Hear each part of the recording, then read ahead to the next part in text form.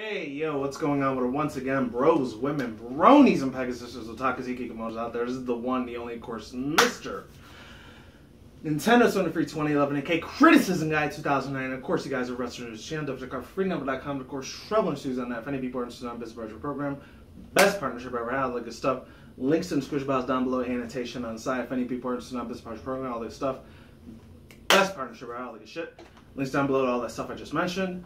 And without further ado, let's begin. I'm sorry if I keep looking at my little, fucking clock over there. But anyways, let's get right into it. I know it's, about 2 weeks old. Might be a little bit older than that. But I still wanted to read it anyways because I still saw it as a very fascinating-ass game. I actually heard about this, I think, later on last year. I think when the whole E3 thing was going on in 2015.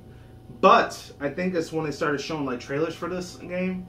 Which is weird because as a 90s kid, I really don't remember this game too well. I think that might be the fact that I think it might have been bigger in Japan and not as big over here as it was in the United States with the big three, in my own personal opinion, like Tekken, Mortal Kombat, and Street Fighter was. At the time of this predecessors, it was a very fucking huge-ass thing.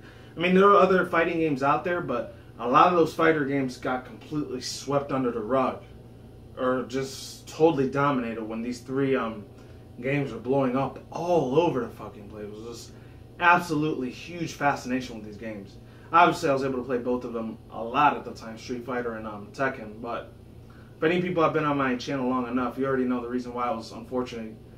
I didn't get a really huge chance or an opportunity to play a lot of Mortal Kombat video games at the time because the huge controversy that I had around it. Plus, unfortunately, of course, we're not going to mention their names. Bless their souls, but there were certain things where I really disagreed with my family about. My parents didn't really allow me to play a lot of violent, bloody, gory style video games, which pissed me the fuck off about them. But of course, I was very young and naive. I didn't understand the whole concept of the whole violent video games, which I still don't fucking believe that concept at all whatsoever. That's just in my own personal opinion, it's just a very huge fucking trigger word. Pretty much, that's what it is. Or hashtag fucking trigger for my little younger millennials that are probably watching this. It's pretty much what the mainstream media really wants to attack. They always have this huge controversy, especially the big three they usually attack most of the time, in my opinion. Actually, no, it might be fact by now, the whole Grand Theft Auto series, or maybe the Resident Evil series, along with I don't know. I guess zombie bloody shooting games like Doom series and all that. Those are you attack. That's pretty much what the mainstream media really loves attacking most of the time when it comes to maybe even old school gamers like myself. We've seen this shit time and time again constantly. And I usually don't get into this very much. This is more my criticism guide channel. This is the main reason why this fucking bullshit ass mainstream media fucking assholes, the ones that older school, maybe old school, not really old school fans, but people that grew up in the 90s, maybe even, I would even say maybe certain 80s kids knew about this at the time, possibly.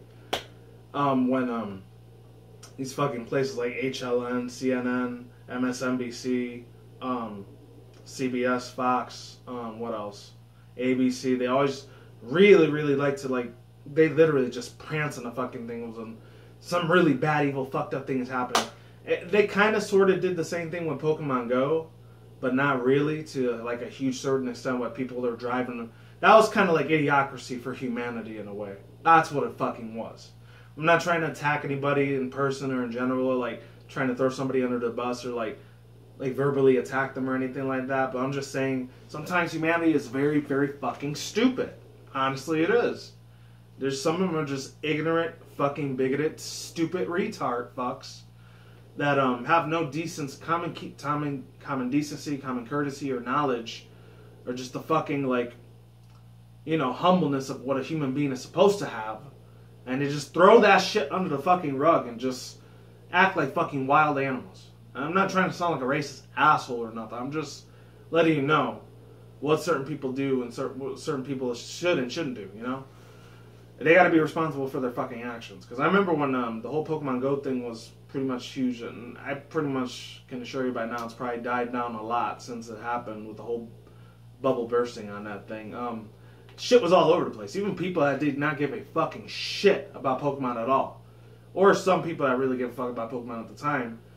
especially people that are my age, like they were starting to come back to it, mainly for Generation 1. I know they're infamously known as Gen 1ers, but I'm not trying to talk about Pokemon right now. I'm trying to talk about King of Fighters. But I will say this before I get way too sidetracked about this thing, is that, man, people, especially, not trying to sound discriminatory in a way I kind of am, but I really, really hope I'm not. But, especially with fucking hipsters at the fucking cafe and all that shit, my God.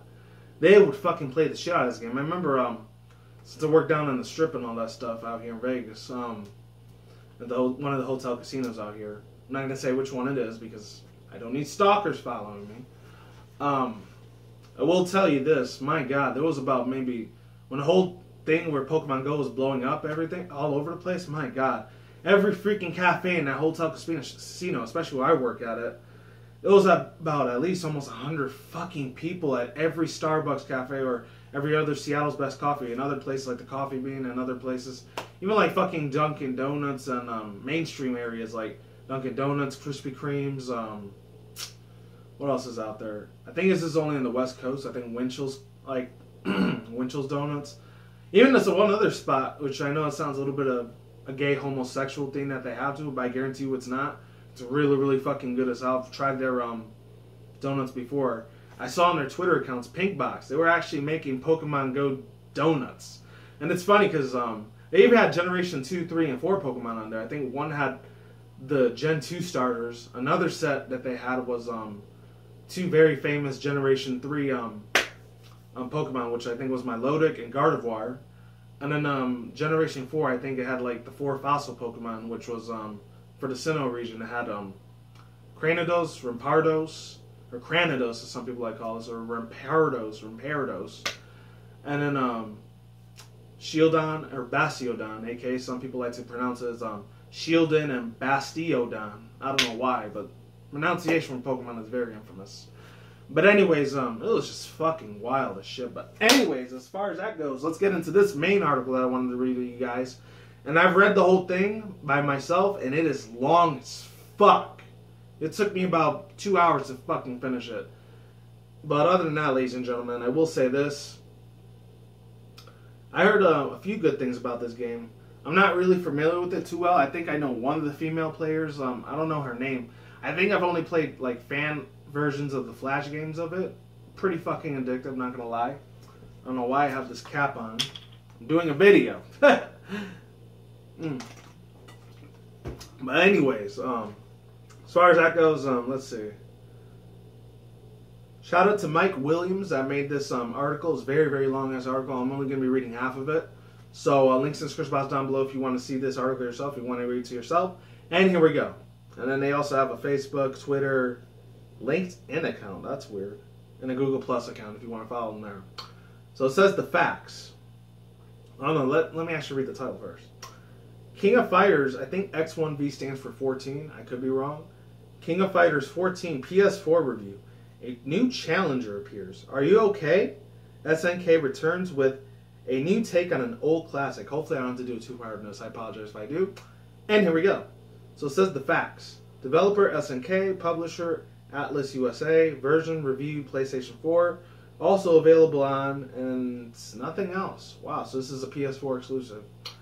Also available on, no, I just said it, nothing else. Price is $59.99, aka $60. Get it here on Amazon. Review copy provided by the publisher. So here we go. So it says, it's impressive that this game even exists. Years ago, the company called SNK Playmore was more concerned about using its extensive list of gaming IPs to make passionless, I've never heard about that word before, passionless and mobile titles. They changed in March of 2015 when the Chinese company Lato Millennium picked up a controlling interest in SNK Playmore. And I think these are guys that made the Metal Slug games. I remember that at the time, SNK. I grew up with that very, very big as a 90s kid back then. And yeah, let's continue. So it says, with a desire to extend the SNK characters into games, comics, and movies. By October of 2015, King of Fighters 14 was announced, and earlier this year, SNK Play More became just SNK. King of Fighters 14, I could be saying that wrong, maybe 13, 14, or 15, I don't know. I'm not sure about the Roman numeral, like, numerology there. I'm not sure if they still use that same one they did, like, thousands of years ago. Okay, is one of the first shots at SNK becoming an SNK of old age again. The King of Fighters returns. Alas, first shot. It works pretty well. King of Fighters 14 straddles that line between being a very conservative game while still providing enough new stuff. I'm surprised I didn't say new content, but whatever. So let's keep it going. Okay, providing enough new stuff that you can't accuse SNK of not doing anything. This entry in the series features a whopping 50 characters right out of the gate, 16 teams of 3 and 2 boss characters. There are 19 stages in total. Unlike the original release of Street Fighter V, KOF, aka King of Fighters 14, checks off all the major modes that fighting game players expect. A rather bare-bones story mode versus for local plays against one another player or the CPU. A training mode, a tutorial mode, and a mission mode split between time trial attacks, and survival, and a full gallery of the unlockable cinematics, artwork, and voice files. Being a modern title, King of Fighters 14 also has a robust online mode. Online requires you to pre-select the teams that are single characters, and a split between ranked matches, which are simply player versus player affairs, free matches which play in the online hobbies up to 12 players, and online training, letting you practice with one another online. All of this is rather impressive, considering the fact that unlike some of the older King of Fighters, SNK did not have older assets to draw on for this game. King of Fighters 14 is an entirely 3D entry, a first for the series' mainline titles. There were actually 2 other games in the 3D Point spin-off series, Maximum Impact. I've never heard of that before. This means that the entire roster was from scratch of this title. There we go. Moving on. Moving to 3D has allowed SNK to craft this huge roster much quicker and cheaper than trying to do some of the high-definition 2Ks like SNK Playmore did in a King of Fighters 2 and 3. And King of Fighters 12, I think it's 12 and 13. I cannot read Roman numerology. I apologize, guys. Has the series' smallest roster of 22 characters, and King of Fighters, I think 12 or 13 if it's not 2 or 3. Expands that to 32 characters, while King of Fighters 14 crushes both with 50 characters.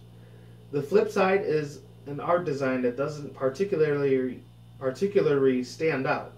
In videos on the show floor, it looks rather safe and pedestrian. It was only until I was able to spend more time with the King of Fighters 14 at home than I was able to appreciate the details on each character. The animation could be better. Characters' faces can sometimes have some plastic style look to them, and most of the main characters are simply small tweaks on previous designs. See also King of Fighters, I think 12 and 13.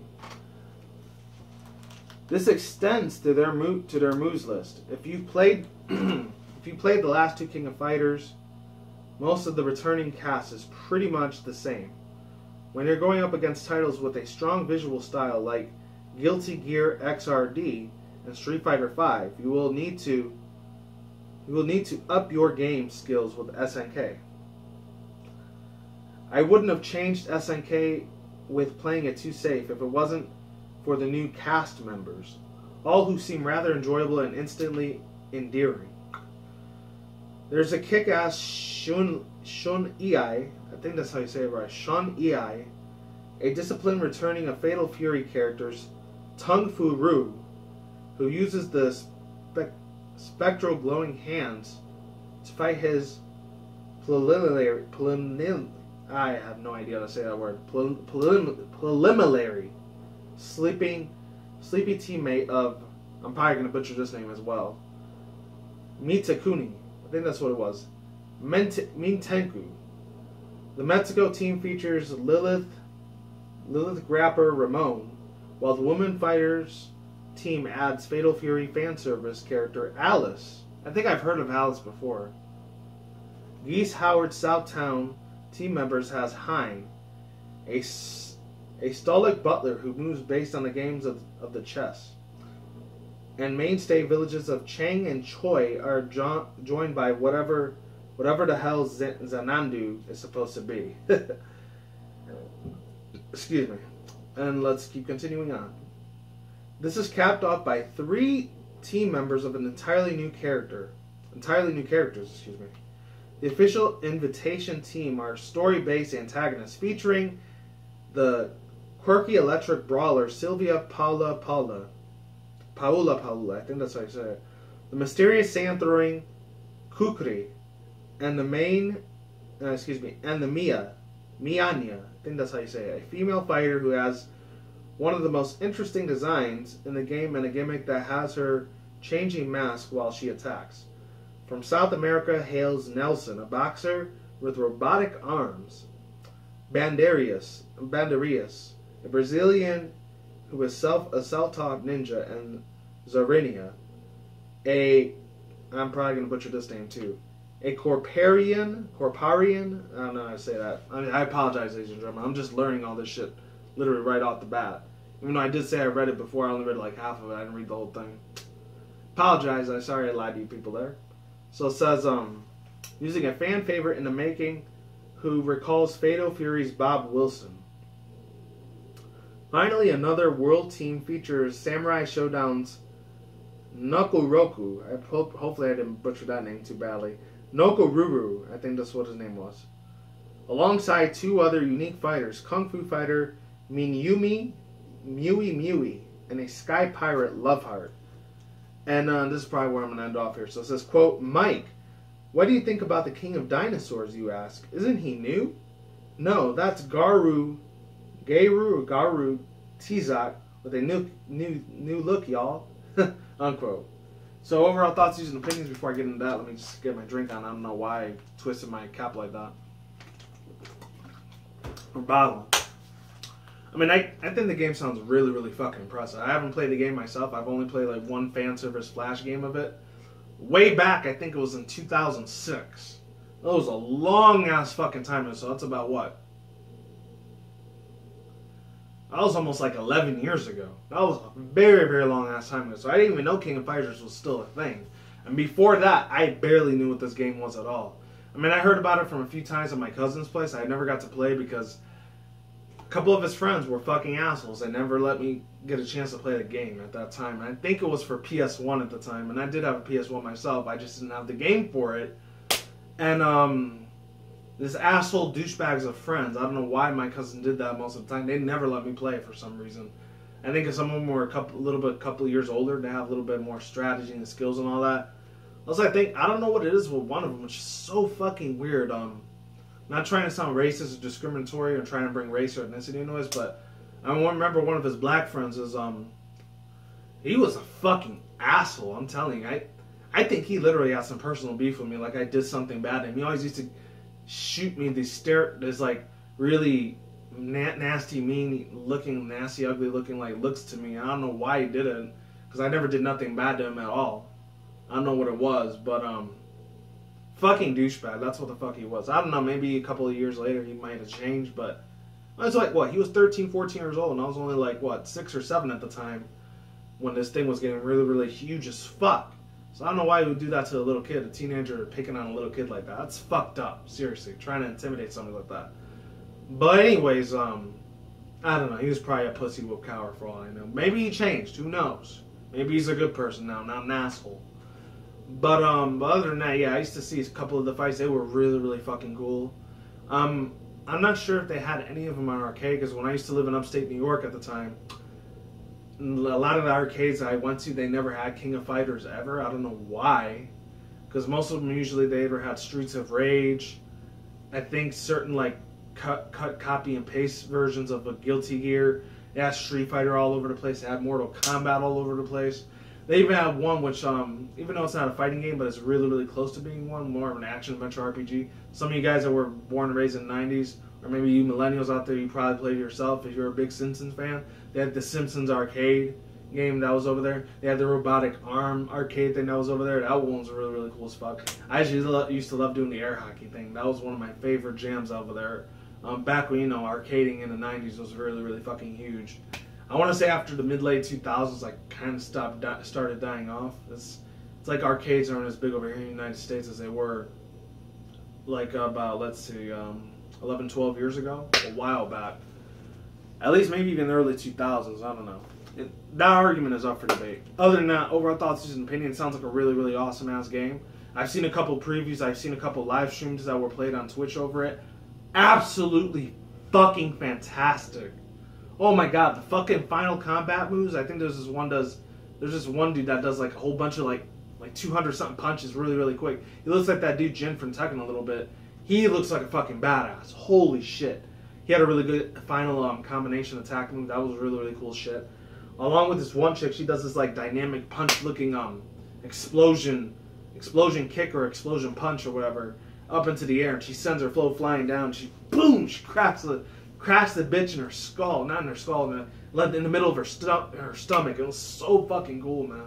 It was awesome as shit. And this one chick, she had like this freezing capability thing. She freezes them like she does with Sub-Zero, except she doesn't kill them. She punches them out, and she does a KO thing. I think she either does a kick or a punch. I wasn't really paying attention to kicks or the punch. She does like this, shoot, and then like she just blasts them in the air. That's fucking cool as hell. I love it. And I know there's one of them that's a really, really big fan favorite. I know she's like one of these female chicks. I think she was in SNK versus Street Fighter, because I've seen her a couple times. I'm a little familiar with the chick, because I know there's a shit ton of like Rule 34 along with regular fan arts of her being like the really super over-sexualized chick, but she's funny as fuck, by the way. I remember there was some pictures of her fighting Cammy, Chun-Li, and I think Sakura a few times. I know she's that one chick that has the red dress. She's always showing off her big tits and everything like Tsunade does from Naruto. I don't know. But she's really, really kick-ass as fuck, man. Some of you people that are really big King of Fighters fans, you probably know who I'm talking about. I don't know what her name is, but she's pretty fucking badass. Probably like my second favorite character next to the first one. Oh, man. I can't remember the girl's name, but with the freezing power capabilities, that's sick as fuck, man. Absolutely amazing. I really, really want to get this game for myself, by the way. I'm not sure if it's out yet, or it's already been out for a while, or it still works in development. 50 characters as a roster character is fucking huge.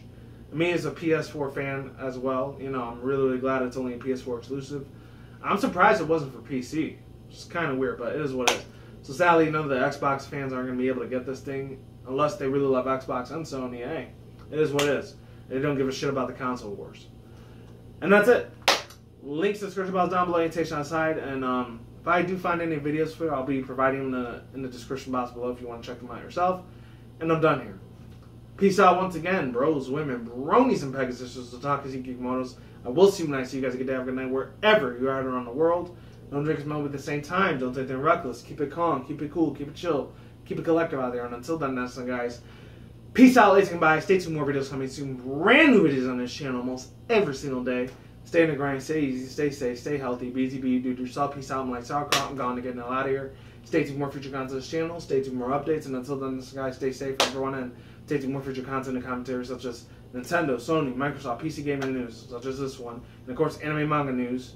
Almost on this channel every single day as well. Along with my my overreaction reviews for anime trailers and teaser trailers and all that. Same for my overreaction reviews as well. And that's how I do.